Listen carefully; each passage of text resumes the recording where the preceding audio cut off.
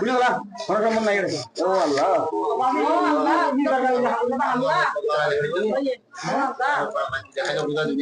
লোকটা দিয়া মন করে রিনে ওই বাবা আইও রিনে তোরা আর এটা সামনে হরে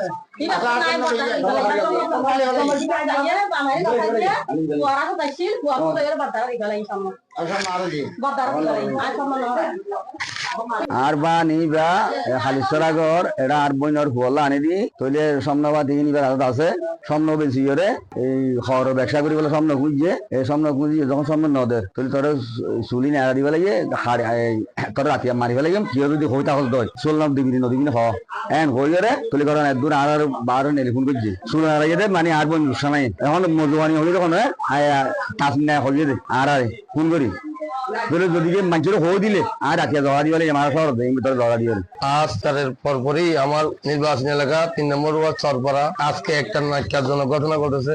এক গৃহবধূর শাশুড়ির নাম রুকসানা আক্তার, ওনার পুত্রবধূ চুল আজকে ল্যাংটা করা হয়েছে। কে করেছে আমরা জানি না, আমি সহ প্রশাসন সহ ওখানে যাইয়া আমরা জিনিসটা অনুভব করেছি। এখন আমি এ ব্যাপারে প্রশাসনিক ভাবে আমি আইনি ভাবে এটা সহযোগিতা কামনা করি। এটা ন্যাক্কারজনক ঘটনা, আমি এটা ধিক্কার জানাই। কে করেছে এটা আইনি ভাবে যেন এটা জিনিসটা সত্যটা উদ্ঘাটন হয়, সঠিক বিচার চাই আমি।